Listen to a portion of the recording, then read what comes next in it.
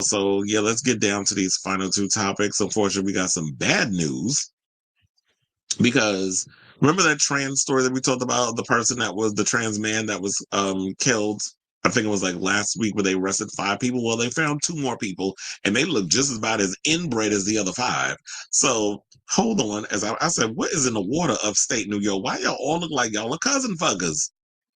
So yeah, we got a picture of these incels. They all look like they're carrying some type of unknown virus that the CDC needs to trap them in a room and figure out what the hell is going on with their situation. So now on Friday, the New York State Police announced a 29-year-old Kimberly L. Scotia, who's obviously on the left because she's the only woman in the picture, allegedly, and 21-year-old Thomas G. Eves, who's on the right side, were both arrested for murder in the second degree depraved indifference. No other details about their arrests have been revealed at this time. Both are being held in Ontario County Jail until their arraignments. Now, while these 2 arrests, now 7 people have been charged in connection with Sam Nordquist's death.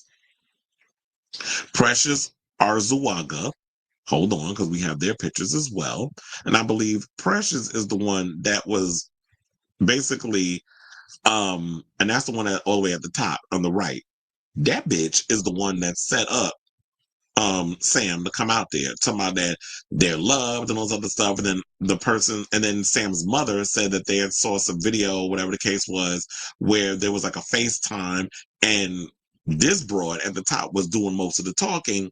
And Sam's body language seemed like they were scared. And then they said that they sent pictures of Sam's niece and nephews, which Sam always responded to. And then when they didn't get a response, there was some suspicion that, okay, something is going on with her son. So now, Precious, who's at the top left, Kyle Sage, who's in the center, and Emily Moitika, who's on the top right, Patrick Goodwin, bottom left, Jennifer Quiano, who's bottom right. They were all arrested last Friday and also charged with taking the life of Sam. Now, Sam, who had not been seen by his family since last month and was officially reported missing on February 9th, was tragically found discarded in a field in the Finger Lakes region of New York. They said it's unclear what relationship the 2 suspects had to the other 5. Well, I don't know how it's not clear when it was actually revealed by the mother that Precious had targeted, I guess that's what we'll call it. You targeted Sam, making it like you was in love with him. You wanted him to come out and meet her. That's what basically was said. The mother was like, they were vehemently against it. Sam, I guess, was in love. And I guess, when you are part of the LGBTQ community, you want to feel a sense of community. You want to feel that somebody loves you, especially if you're transgender, especially the way that we have a current government administration that is cracking down on trans people. So I don't know necessarily what was in Sam's mind at the time, but some people just want love at the end of the day. And when you got somebody online who is pursuing this person in a way, and now the police out here trying to call this is not a hate crime, that's exactly what this is. So just like we were talking about the thing of how the police are treating Heklina, now it seems like it's the same thing with how they're treating Sam being tortured and their life taken. So yeah, so on February 13th, a search warrant was executed at Arzuaga's residence, and Nordquist's body was found in a field in Yates County. New York State Police Captain Kelly Swift said the investigation determined that the victim endured prolonged physical and psychological abuse and repeated acts of violence and torture in the time between early December and early February. Now, according to the criminal complaint as detailed by WHAM, that's what it says, WHAM, Nordquist was SA'd with a table leg and broomsticks, beaten with sticks, dog toys, ropes, and bents until he died. His body was then transported in an attempt to conceal the crime. The facts and the circumstance, well, you could probably swap that house with not only DNA, but all kinds of diseases and ailments up in there. And you probably will find out that, yeah, there's probably bloods and all kinds of other stuff up in there. I don't care how much fabuloso you put on that damn floor. The facts and the circumstances of this crime are beyond depraved. This is what Assistant Attorney Jim Ritz told the media. This is by far the worst homicide investigation that our office has ever been a part of.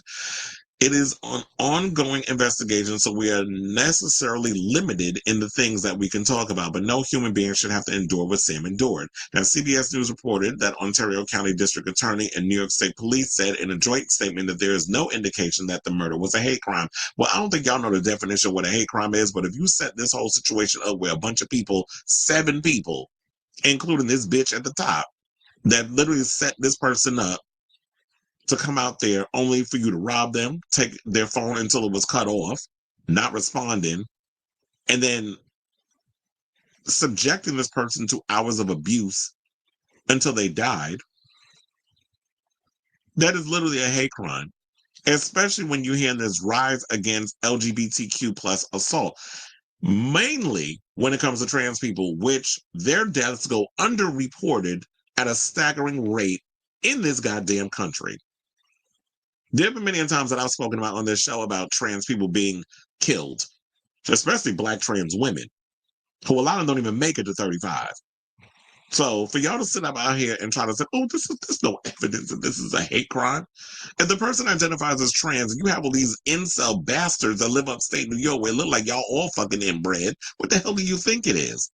Y'all don't want to call it something but what it is. Don't piss on my leg and tell me it's raining. So to help alleviate the understandable concern his murder could be a hate crime, we are disclosing that Sam and his assailants were known to each other, identified as LGBTQ+, and at least one of the defendants lived with Sam at the time period leading up to the instant offense.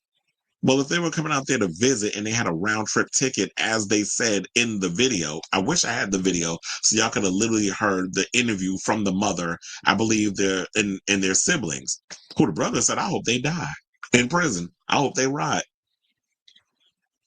Now, what the hell do you think it is? And you don't think that there could be crime if somebody identifies as LGBTQ plus, that there could be crime upon crime? Also, there's people out here that like to lie and say that they were gay in order to, I eat pussy. I can't be a homophobe. You ain't never heard of a self-hating homosexual? They exist. We're not a monolith. How many times do I gotta say this on this show? Also, when it's come to the murder of trans people, how many times have we heard people out here use that I was tricked defense? So just because the laws haven't caught up with the bullshit and lies doesn't mean that y'all can't look at this case as a case-by-case basis and say we are not the same in this whole situation. But it just seems like y'all just don't have the brain power to even just think the way that I'm thinking. Assess the situation, which is what I'm doing. Now, Sam's mother has spoken out, Linda Nordquist. She said the last time she saw her son in person was when he left Minnesota in September for New York to visit Arzuaga, who Sam met online and spoke with daily. They were on the phone 24/7. They both appeared very happy, Linda said in an interview with NBC News. When Sam didn't return home on the flight he had booked for October and stopped responding to phone calls and texts, Linda said she asked police to make a welfare check. Sam's mother then said she got a call from both Sam and Arzuaga letting her know that he intended to stick around New York. He didn't sound like himself. It's like he was being coached what to say. This is what Linda said of their conversations after that. Now, in early December, she said that she received an email from an Ontario County Department of Social Services asking for her to contact them about Sam. She claimed that social services agent told them Sam visited their offices, claiming Arzuaga had control over his phone and that he was trying to make an escape plan to return home. Linda told the outlet she doesn't know why DSS didn't lock the door, call the police, and leave Sam there, instead of setting a follow-up meeting for later that month for which he didn't show. When Sam went silent on them again, Linda then requested another wellness check, claiming police said they had visited the hotel where Sam was staying and were told he left weeks ago after splitting from Arzuaga. It's then, Linda said, that she requested to file a missing persons report, but was told by a state trooper, we need to stop watching so much TV. Something about it not being a true crime episode. I need to stop watching so much TV that they don't pass out missing people flyers. You know what? This fucking state trooper's an idiot. Now, in response, New York State Police said they did not decline to file a report and took appropriate investigative steps. The Canandaigua Police Department, meanwhile, said no officers spoke with Sam's family before his death, while the Ontario County Department of Social Services didn't respond for comment. Sam may be alive today if they would have done their jobs. This is what she told NBC News. So I don't know if they could file a possible lawsuit about this. I don't know if, heads a roll, she's going to sue. I don't know, but there needs to be justice for what happened to Sam, and hopefully when it comes down to it, many more crimes that go underreported or underrepresented by the police and the law will get dealt with.